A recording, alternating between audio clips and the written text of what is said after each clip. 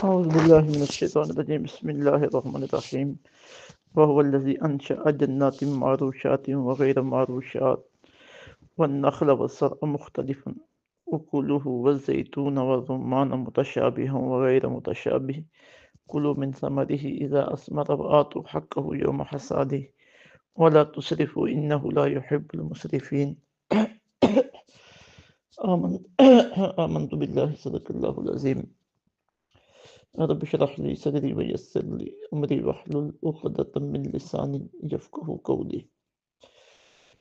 الحمدللہ آج ہمارا درس قرآن سورہ الانعام کی آیت نمبر 142 سے آیت نمبر 145 تک 4 آیات طیبات پر مشتمل ہے۔ اس میں رب العزت نے کھیتیوں میں، جانوروں میں، پھلوں میں اپنے قدرت کی نشانیاں بیان کی ہیں جو انسان کو اس کی توحید اور اس کی خالقیت، اس کی ربوبیت کی طرف متوجہ کرنے والی ہیں، اور انسان کا ذہن اس طرف متوجہ ہوتا ہے کہ یہ اتنا بڑا کارنامہ واقعی کسی بڑی خالق اور قادر ہستی کا ہے، اور پھر اسی کی توحید کی طرف ذہن جاتا ہے۔ اور پھر جانوروں کی حلت و حرمت کے بارے میں مشرکین نے جو اپنی طرف سے غلط عقیدے گھڑ رکھے تھے ان کا بھی رد ان آیات طیبات میں ہو گیا ہے۔ فرمایا وَهُوَ الَّذِي اللہ وہی ہے انشأ جس نے پیدا کیے ہیں جنات باغات معروشات کچھ چھپروں پر چڑھائے ہوئے، وغیر معروشات اور کچھ بغیر اس کے، والنخل اور کھجور، والزرع اور کھیتی، مختلفاً الگ الگ ہیں، اکلہ کھانے کی چیزیں ان کی، والزیتون اور زیتون، والرمان اور انار، متشابہاً ایک جیسے ہے شکل میں، وغیر متشابہ اور مختلف بھی ہیں یعنی ذائقے میں مختلف، کلو من ثمرہ کھاؤ اس کے پھل سے، اذا اثمر جب وہ پھلدار ہو، وآتو اور ادا کرو حقہ اس کا حق، یوم حصاد جس دن وہ کٹے، ولا تسرفوا اور فضول خرچی نہ کرو، انہ لا يحب المسرفین بے شک اللہ تعالیٰ فضول خرچی کرنے والوں کو پسند نہیں کرتا۔ ومن الانعام اور اس نے پیدا فرمائے جباد مویشی، حمولتاً بوجھ اٹھانے والے، وفرشا اور بعض زمین پر لٹا کر ذبح کرنے کے لیے، کلو کھاؤ مما رزقکم اللہ اس میں سے جو رزق دیا ہے اللہ تعالیٰ نے تمہیں، ولا تتبعوا اور نہ پیروی کرو خطوات الشیطان شیطان کے قدموں کی،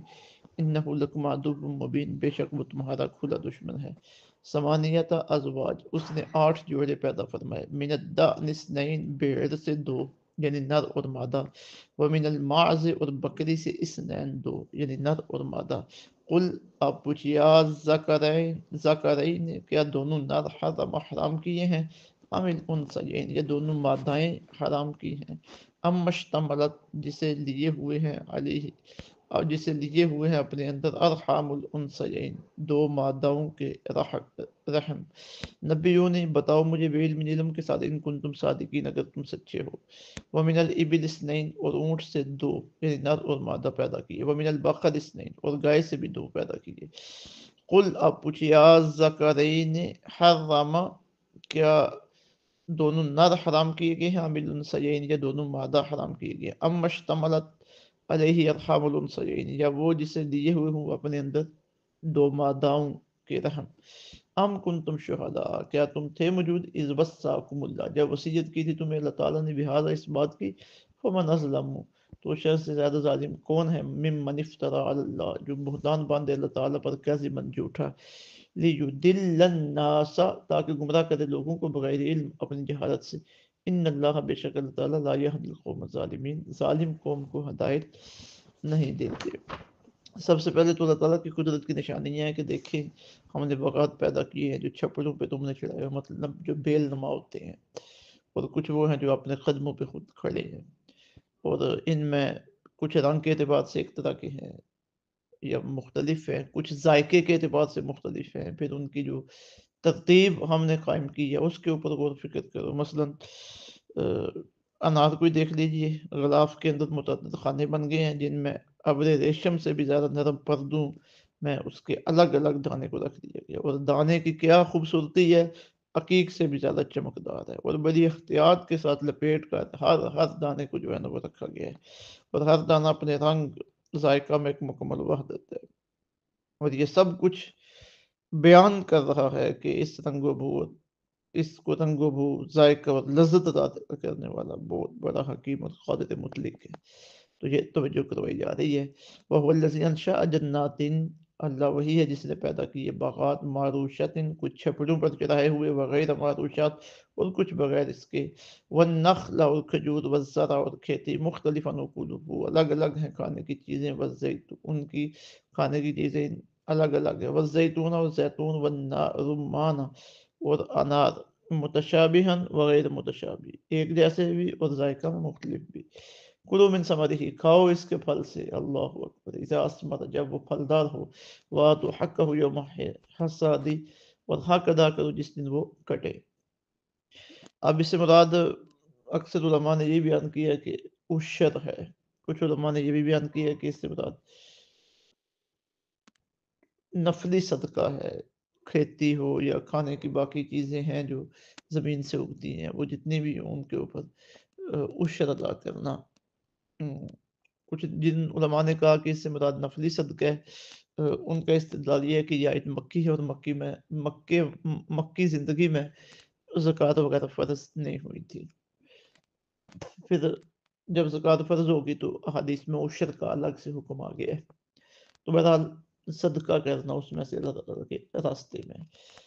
اللہ تصرف اور فضول خرچی نہ کرو۔ اور فضول خرچی کی بھی کئی اقسام ہے، ایک یہ ہے کہ کھانے پینے میں اتنا زیادہ کھا لینا بندہ بیمار ہو جائے، ایک یہ ہے کہ کھانے کی چیزوں کو ضائع کر دینا، اور حتیٰ کہ اللہ کے راستے میں خرچ کرنے میں بھی فضول خرچی نہ کرو، مطلب کہ اتنا نہ کسی فقیر کو دے دو، حاجت مند کو دے دو کہ تم خود کنگال ہو جاؤ، اعتدال کے ساتھ رکھو۔ انہ لا یحب المسرفین، بے شک اللہ تعالیٰ فضول خرچی کرنے والوں کو پسند نہیں فرماتے۔ اب آگے جانوروں کی بات آ رہی ہے، وَمِنَ الْأَنْعَامِ، اور پیدا فرمائے بعض مویشی، حمولتاً بوجھ اٹھانے والے، و فرشا اور زمین پر لٹا کر ذبح کرنے کے لیے، کچھ صرف بوجھ اٹھاتے ہیں، ان کا تم گوشت اور دودھ نہیں کھا پی سکتے، اور کچھ وہ ہے جو بوجھ بھی اٹھاتے ہیں، گوشت بھی کھاتے پیتے، اور بوقت ضرورت انہیں تم ذبح بھی کر لیتے ہو۔ حلال ٹھہرایا گیا ہے تمہارے لیے، کلوا مما رزقکم اللہ، کھاؤ اس سے جو رزق دیا ہے تمہیں اللہ تعالیٰ نے، ولا تتبعوا خطوات الشیطان، اور شیطان کی پیروی نہ کرو، اس کے راستے پہ نہ چلو، انہ لکم عدو مبین، بے شک وہ تمہارا کھلا دشمن ہے۔ ثمانیۃ ازواج، اس نے پیدا فرمایا 8 جوڑے، من الضأن اثنین، بھیڑ سے 2، یعنی نر اور مادہ، جوڑا جوڑا اللہ رب العزت نے اپنی مخلوقات کو پیدا کیا ہے۔ اب یہ جانوروں میں جوڑے جوڑے کی بات ہو رہی ہے۔ وہ من الماعز اثنین، اور بکری سے بھی 2، قل آذکرین، آپ پوچھئے کیا دونوں نر حرام کیے ہیں، ام الانثیین، یا دونوں مادائیں، ام مشتملت علیہ ارحام الانثیین، یا جسے ماداؤں نے اپنے رحم میں لیا ہوا ہے، یعنی جو ان کے پیٹ کے اندر ہیں وہ حرام ہے۔ اب یہ رد ہے ان کا جو مشرکین بتوں کے نام پہ جانور چھوڑ کے حلال جانور کو کہہ دیتے تھے کہ اس پر سوار ہونا یا اس کا دودھ پینا یا اس کا گوشت کھانا، اس سے نفع اٹھانا ہمارے لیے جائز نہیں ہے۔ یہ رد کیا جا رہا ہے کہ کیا چیز رد کی ہے، کیا چیز حرام کی ہے، ذرا یہ تو واضح کرو ہمارے سامنے۔ نبئونی بعلم، بتاؤ مجھے علم کے ساتھ، ان کنتم صادقین، اگر تم سچے ہو۔ ومن الابل اثنین، اور اونٹ سے 2 نر اور مادہ، ومن البقر اثنین، اور گائے سے 2 نر اور مادہ۔ قل آذکرین، آپ پوچھئے کیا دونوں حرام کی، آذکرین حرما، کیا دونوں نر حرام کیے ہیں، ام الانثیین، یا دونوں مادہ حرام کیے ہیں، ام اشتملت علیہ ارحام الانثیین، یا جسے لیے ہوئے ہیں اپنے اندر 2 ماداؤں کے رحم۔ ام کنتم شہداء، کیا تم تھے اس وقت موجود، اذ وصاکم اللہ بہذا، جب وصیت کی تھی تمہیں اللہ تعالیٰ نے اس بات کی، فمن اظلم ممن افترى علی اللہ کذبا، تو کون سے زیادہ ظالم ہے اس سے جو بہتان باندھے اللہ تعالیٰ پر کذبا جھوٹا، لیضل الناس، تاکہ گمراہ کرے لوگوں کو، بغیر علم، اپنی جہالت سے، ان اللہ لا یہدی القوم الظالمین، بے شک اللہ تعالیٰ ظالم قوم کو ہدایت نہیں دیتے۔ تو یہ اللہ تعالیٰ کی قدرت کی نشانیاں بھی آ گئی ہیں، اور جانوروں کی حرمت و حرمت کے متعلق ان کے جو غلط نظریات تھے ان کا رد بھی آ گیا۔ اللہ رب العزت سمجھ